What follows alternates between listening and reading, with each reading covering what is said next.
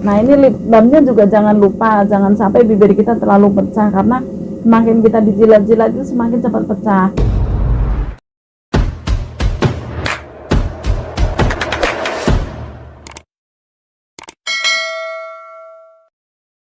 Hai, assalamualaikum warahmatullahi wabarakatuh. Jumpa lagi dengan Bikin. Apa kabar sahabat Bikin semua? Mudah-mudahan kalian semua sehat ya, murah rezeki dan selalu dalam lindungan Tuhan yang Maha Kuasa. Amin. Sekarang sudah bulan Oktober akhir, udah menjelang akhir. Suasana di luar udaranya sudah mulai siwir-siwir dingin ya teman-temannya. Nah, kali ini di video kali ini saya akan bahas tips bagaimana cara mengatasi musim dingin di Hong Kong. Nah, tips ini sudah pernah saya tulis nih di sini di Kompasiana. Karena dulu banyak sekali teman-teman yang memang masih baru-baru, dan banyak teman-teman yang ngeluhin tuh tangannya pecah-pecah, bibirnya pecah-pecah kayak gitu-gitu. Jadi saya rangkum dari teman-teman, kemudian saya bikin tulisan, karena dulu memang dunia tulis-menulis masih lagi booming banget ya. Nah, sekarang pindah ke YouTube, jadi mari kita tips ini kita visualisasikan melalui gambar, jadi akan lebih jelas lagi gitu. Walaupun mungkin sekarang karena di masa pandemi ini tidak ada anak-anak baru, maksudnya datang dari Indonesia, teman-teman sudah senior semua, tapi mungkin ada teman-teman yang masih punya problem yang mungkin sedikit butuh panduan gitu ya. Baiklah, kita mulai saja. Bagaimana sih tips menghadapi musim dingin di Hong Kong? Jadi yang pertama, sebenarnya sih musim dingin di Hong Kong itu sekarang nggak terlalu ekstrim banget ya. Paling dingin itu sekitar 10 atau 9 atau 8 gitu. Karena ini udah dalam berapa tahun ini nggak begitu dingin banget. Kalau awal-awal dulu saya datang ke sini dingin banget sampai 6 sampai 5 derajat gitu. Buat saya tuh udah dingin banget, apalagi saya orangnya juga takut dingin. Jadi kalau udah dingin itu, kalau musim dingin datang itu saya serasa pengen pulang ke Indonesia. Nggak betah banget, ya Allah, saya tuh paling nggak tahan karena perut saya ini problem. Jadi kalau kena dingin atau kena makan kayak buah yang sudah masuk kulkas itu, terus perutnya kembung gitu. Tapi kalau musim dingin gini udah pasti nanti banyak ini. Oke, back to the topic.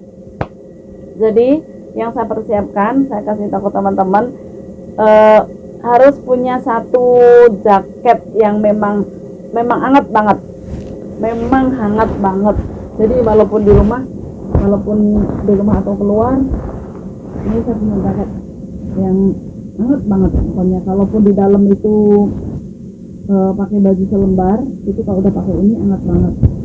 Nah, terus harus punya baju daleman yang memang benar-benar warm. Jadi nggak perlu kita pakai baju berlapis-lapis tapi tipis, tapi bahan dari Indonesia itu beda buat taruh kita pakai di negara 4 musim atau negara pas lagi musim dingin. Itu setebal-tebalnya itu, kalau dia bukan diperuntukkan untuk musim dingin itu tidak mempan. Jadi biasanya sini sebut toko ya, di Uniqlo itu bahannya bagus. Kalau kita punya warm baju itu penghangat dari dalam itu ya, lapisan baju daleman gitu. Baju daleman yang itu tuh udah hangat banget, kemudian kasih jaket gitu. Tapi kalau untuk di rumah sih saya sarankan pakai rompi, yang modelnya rompi. Jadi karena kita buat kerja kan, jadi biar nggak ribet gitu. Itu untuk yang pelindung diri ya. Satu. Terus kemudian jaket itu ada beberapa macam. Jadi ada satu yang hangat banget, terus ada yang buat harian-harian. Itu nanti teman-teman sudah bisa ini lah. Ini spesifik buat ngatasin itu maksudnya. Nah, kulit itu, ya Allah, kulit itu bentar ya, tadi jaket. Dan ini sarung tangan. Saya punya sarung tangan banyak yang baru nih. Kalau teman-teman nanti ada yang minat, ada yang mau, boleh japri saya atau di Facebook ya. Nanti saya bagi ini, karena saya kurang terlalu, biasanya sih ribet ya, punya satu cukup lah, nanti lainnya kalau teman ada yang mau boleh lah.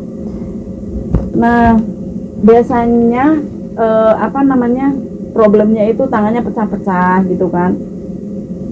Nah harus punya, siapkan ini Vaseline, harus punya Vaseline. Vaseline ini saya selalu punya ini dalam kemasan-kemasan kecil. Jadi di dalam setiap tas yang buat libur sendiri, buat di rumah ini pinggir di tempat tidur sendiri, terus buat keluar sendiri. Jadinya selalu standby di setiap mana yang biasa kita bawa, jadi nggak perlu nyariin atau gonta-ganti tempat gitu. Vaseline, hand body, terus hand body yang buat keluar rumah. Nah terus lip balm ini saya juga selalu stok lebih gitu. Terus bukan endorse ini ya, ada Frisker ini selalu ada. Frisker ini ya Allah kayak nenek-nenek ya, selalu ada minyak ini ya, karena saya problem itu tadi minyak. Jadi kalau problem perut tadi, jadi kalau perut udah dingin itu terus langsung buru-buru olesin biar tidak masuk angin. Nah tipsnya lagi gimana tadi, jadi tangan itu kalau yang suka pecah-pecah ya selalu rajin olesin Vaseline, kan kita kerja gitu. Iya paham, kerja.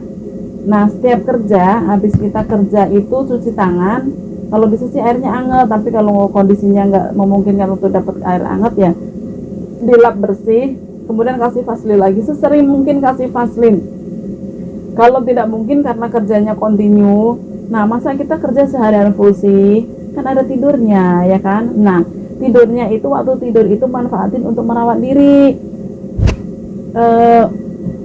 secapek-capeknya sebentar lah kasih Vaseline gitu. Ini masih baru, belum saya buka. Selalu aja kayak gini terus, karena ini kelembapannya beda Vaseline ini. Nah ini biasanya nanti kalau nyentuh HP, kalau udah kayak gini nggak usah nyentuh HP lah. Biasanya kalau yang sampai saya juga kadang sampai kering banget itu, saya kalau malam tidur habis kasih Vaseline, kasih sarung plastik, sarung tangan plastik kan kresek-kresek tuh bunyi.